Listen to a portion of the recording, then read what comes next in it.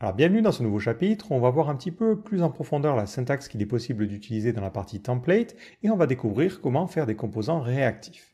Et pour cela, on va faire le composant classique que l'on fait pour découvrir ce genre de framework, c'est un petit compteur. Notre objectif, c'est d'avoir un petit bouton qui permet d'incrémenter un compteur qui affiche la valeur sur la page. Alors d'abord, on va s'intéresser à la partie script. Là, on a créé une constante, firstName, qui est une valeur qui ne change pas. Mais nous, on aimerait bien avoir un compteur qui change au fil du temps. Donc dans le cadre de Vue.js, si on a besoin d'avoir une valeur qui peut évoluer, on va la créer de la manière suivante. On va créer une const, on va l'appeler count, et on ne va pas directement mettre la valeur, mais on va utiliser une fonction qui s'appelle ref. Et cette fonction-là, elle prend en premier paramètre la valeur initiale. Nous, on va mettre 0. Attention, il faut importer cette fonction-là. Donc on importe ref depuis Vue.js. Ensuite, si on souhaite l'afficher dans notre page, il suffit de le faire comme on avait fait pour le firstName. Ici, je mets count et ça affichera la valeur 0. Alors plutôt que de mettre un H1, on va enlever peut-être aussi la partie style. On va mettre un petit paragraphe et on va mettre compteur, deux points, et on mettra ici count.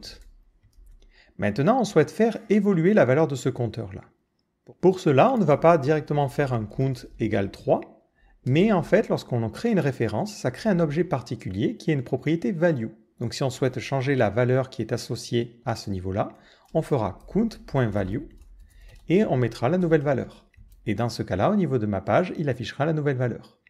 Pour vous donner un exemple un petit peu plus réactif, on peut s'imaginer créer un intervalle et lui dire qu'au bout d'1 seconde, on va vouloir faire un count.value et on incrémente justement la valeur. Si je réactualise, on va voir que toutes les secondes, notre compteur évolue.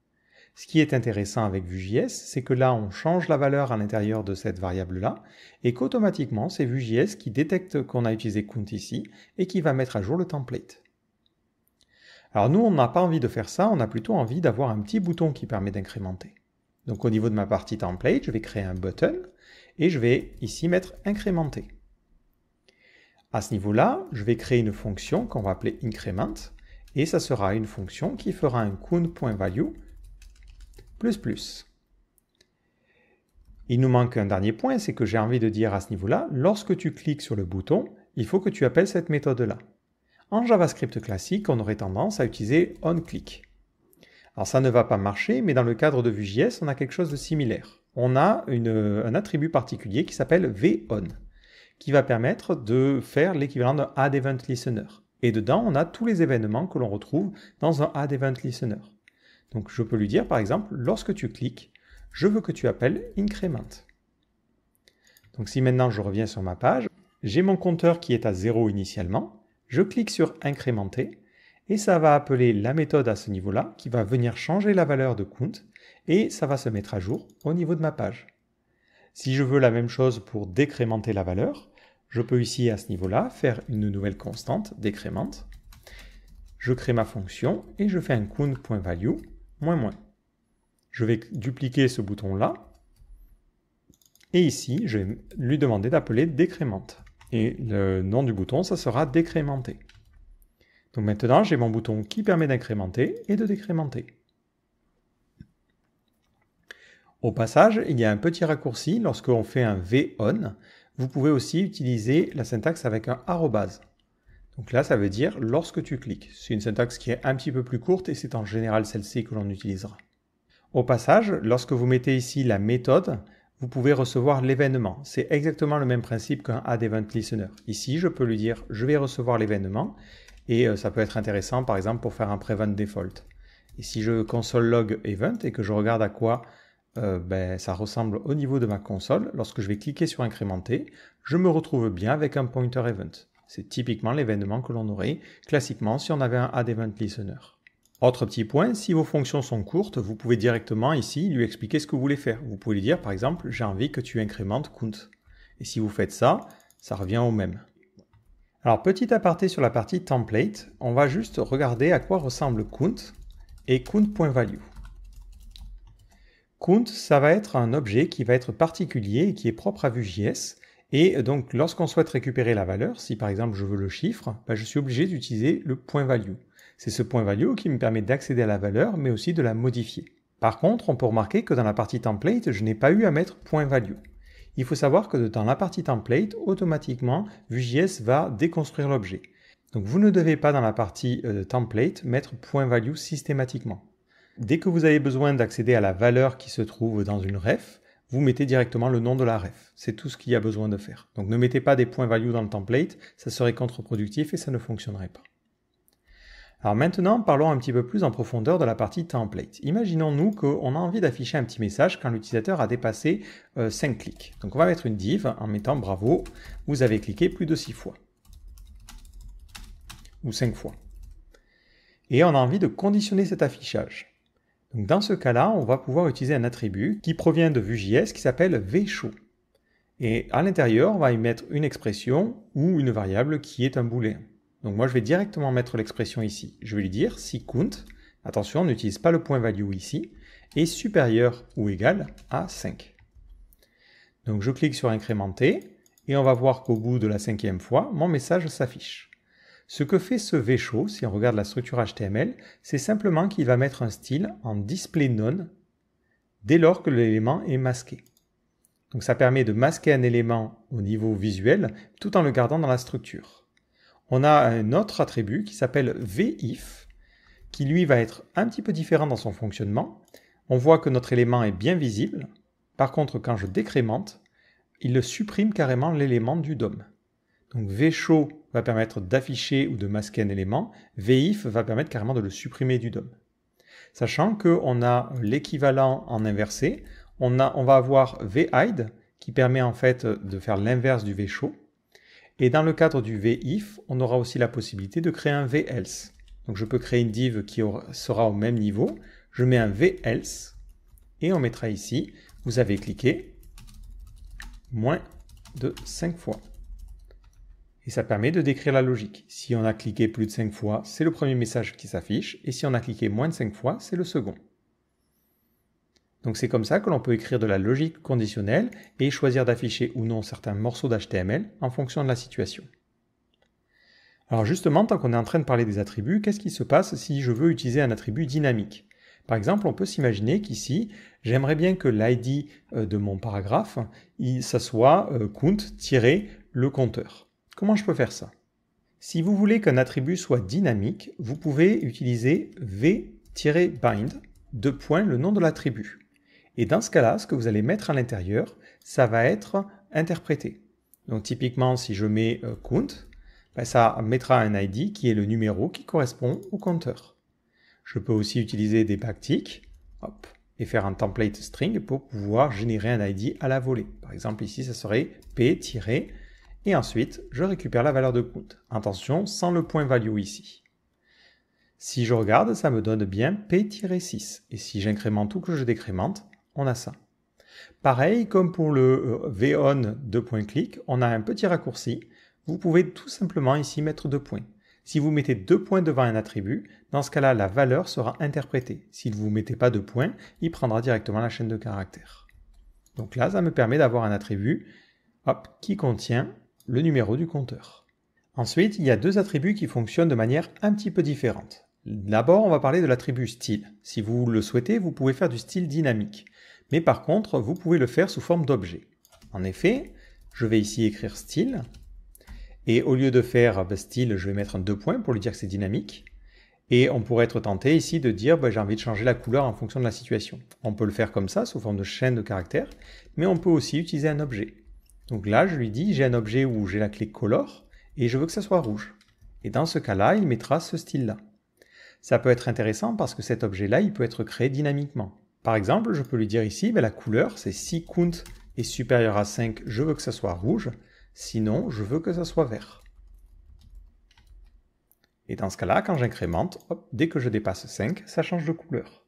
De la même manière, si jamais vous voulez mettre des classes conditionnelles, par exemple, on peut vouloir se dire, si on a un système d'onglets, on veut mettre une classe active dans certaines situations. Pour les classes, vous avez aussi une forme objet. Dans ce cas-là, vous pouvez mettre en clé la classe que vous voulez mettre, par exemple active, et en valeur un booléen. Si vous faites ça, là il mettra la classe active sur mon paragraphe. De la même manière, comme on l'a vu pour le style, je peux mettre une condition ici. Par exemple, lui dire rajoute la classe active seulement si count est supérieur à 5. Donc là, on voit bien qu'il me met la classe active, je décrémente, et dès que je descends en dessous de 5, je n'ai plus cette classe-là. Donc après, avec un petit peu de CSS, je pourrais rajouter un style pour changer la couleur dès que, par exemple, le compteur dépasse une certaine valeur. Donc ça, c'est les deux seules subtilités, style et classe, ils peuvent fonctionner avec des objets. Après, tous les autres attributs, vous mettez 2 points devant, et dans ce cas-là, vous pouvez les générer dynamiquement. Alors un autre point, c'est ici cette partie texte. Ici, on a mis count, mais imaginons-nous qu'on met quelque chose qui soit de l'HTML. On va mettre first name égale, et on mettra une span. Et on mettra démo et une span. Si je choisis ici d'afficher cette variable-là au niveau de ma partie template, automatiquement il y a de l'échappement. C'est-à-dire qu'il ne va pas ici injecter directement l'HTML, mais il va échapper les caractères. Et on va se retrouver avec des caractères spéciaux, ce qui évite des injections. Donc ça c'est très bien, c'est une protection qui est offerte par défaut par Vue.js. Malgré tout, si pour une raison X ou Y vous avez envie d'injecter de l'HTML, vous pouvez le faire et ça se fera au travers d'un attribut particulier qui est l'attribut v-html. Donc dans ce cas-là, ici, je vais créer par exemple une div et je vais lui dire je veux mettre de l'HTML à l'intérieur et ça sera first name. Si je réactualise, ça me donne bien ici une petite span avec à l'intérieur mon démo. Donc faites attention, le VHTML, du coup, ça vous expose aux injections parce que l'HTML qui va être dans cette variable-là va être interprété. Donc c'est intéressant de savoir que c'est là, mais de manière générale, dans la plupart des situations, vous n'en aurez pas besoin. Donc là, on a vu les conditions, on a vu le vShow, le vIf, et on va parler maintenant des boucles. Imaginons qu'on a une liste de films. Donc on va faire un const, movies, et on va créer une ref qui ne contiendra pas simplement un nombre, mais une liste de films. On va mettre Matrix, on va mettre Lilo et Stitch, et on va mettre un Titanic. J'aimerais bien maintenant afficher cette liste de films sous forme de UL et de LI. Alors dans le cadre de Vue.js, on va avoir un attribut particulier qui va permettre de faire des boucles. Donc pour cela, on va créer notre élément et on a envie de lui dire créer autant de LI que l'on a de films. Pour cela, on peut utiliser l'attribut v-for. À l'intérieur de cet attribut, on va créer une nouvelle variable qu'on va appeler movie, ça va être la variable au singulier.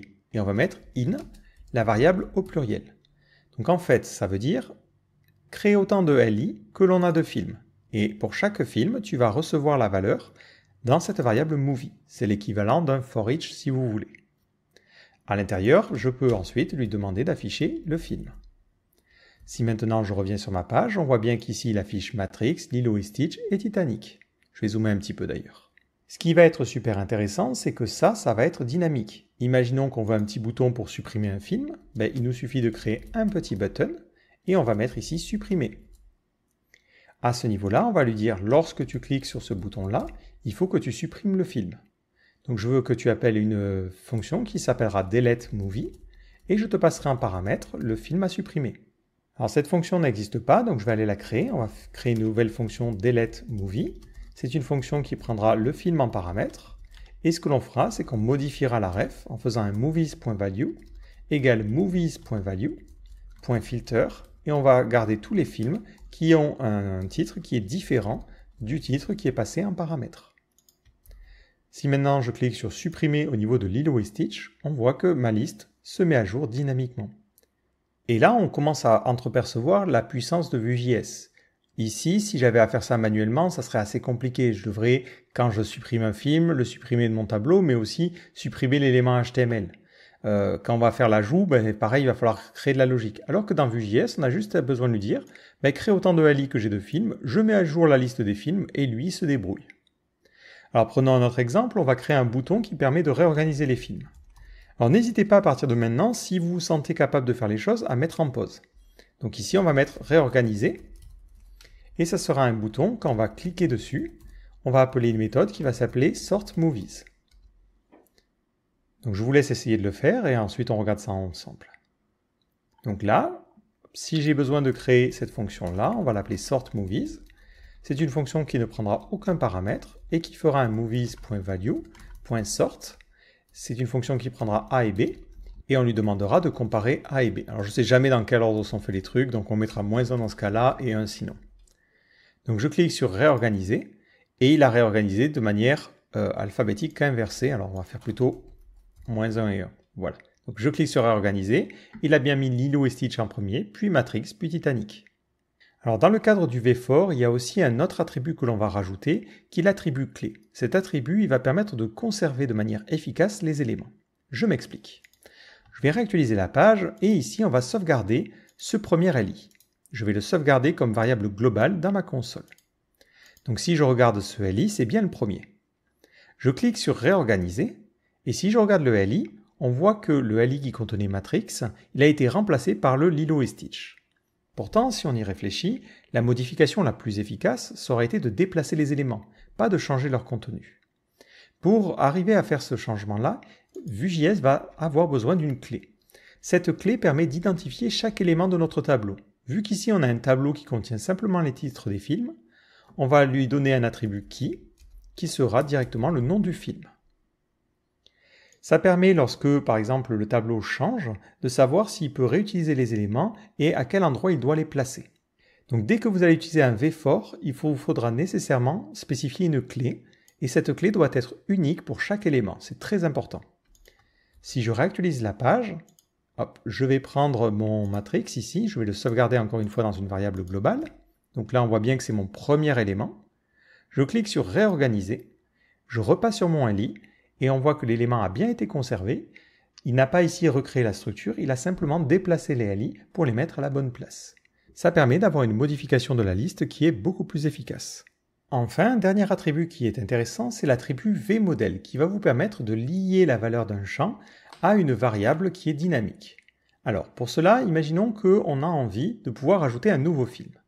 Alors je vais peut-être ici mettre un petit HR pour séparer. Voilà. Et on a envie d'avoir un champ qui permet de rentrer un nouveau film. Donc ici, on va créer un formulaire. Et dans ce formulaire, on va créer un input de type texte et on va mettre comme placeholder nouveau film.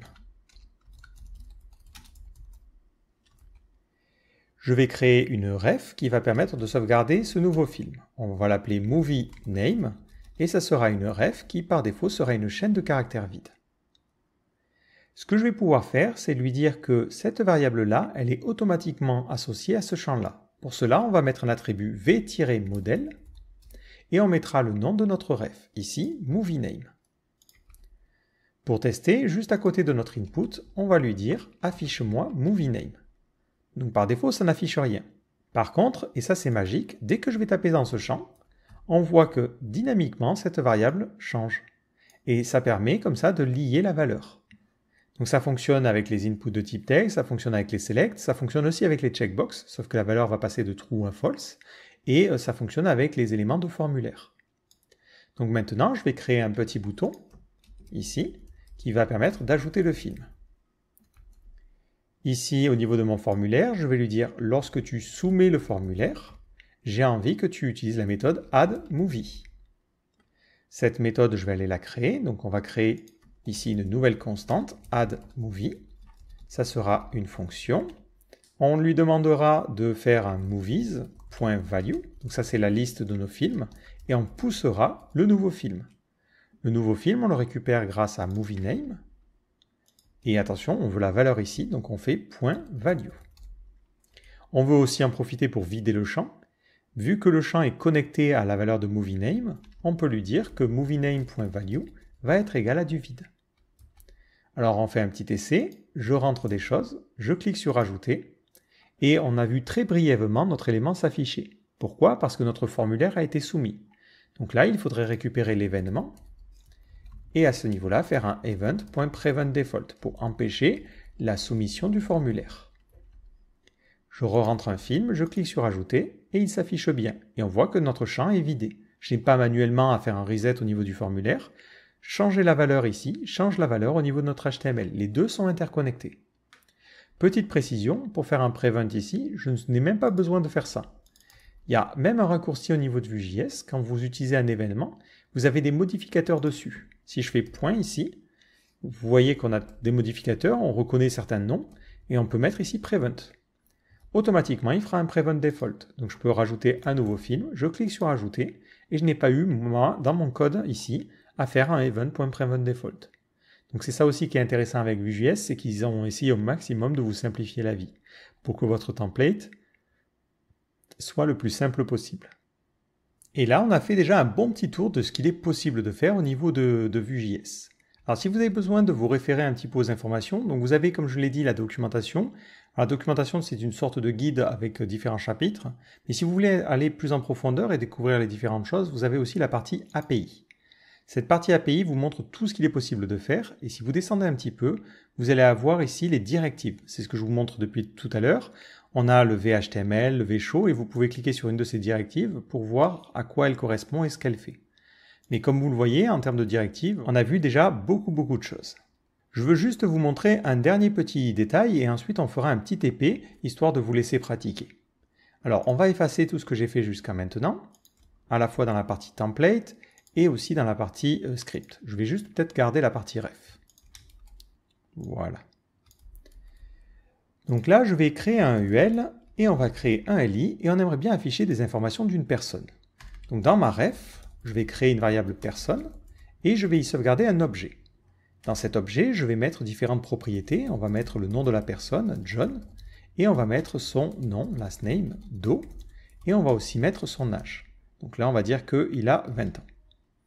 Maintenant, au niveau de ce LI, je vais lui dire, j'ai envie d'afficher personne.firstname. Encore une fois, je ne mets pas ici personne.value.firstname parce que je suis dans la partie template.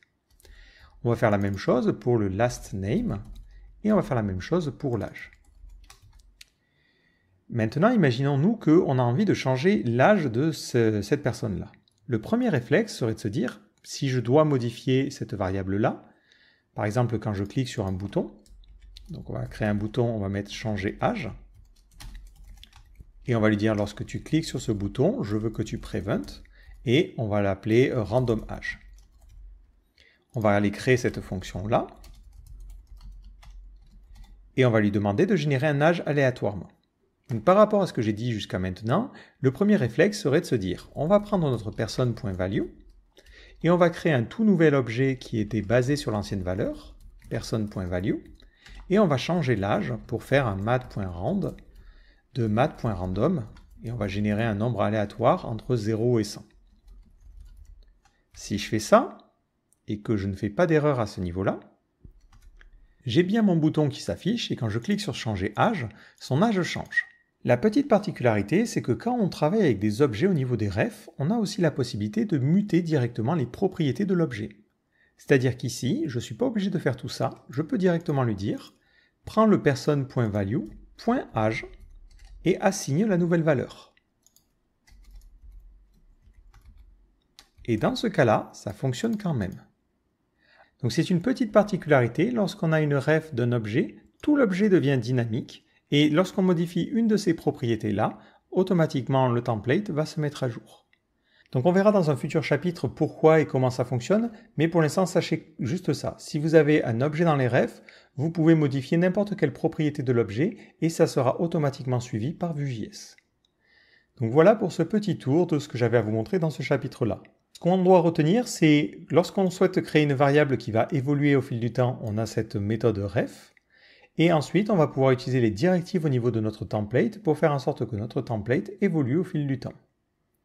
Si on souhaite modifier la valeur à l'intérieur d'une ref, on fera un accès grâce à la propriété value.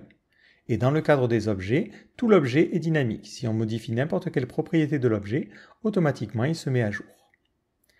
Donc sachant cela, je vous donne rendez-vous dans le prochain chapitre où on fera une petite partie TP et on va essayer de créer un petit système de to-do list.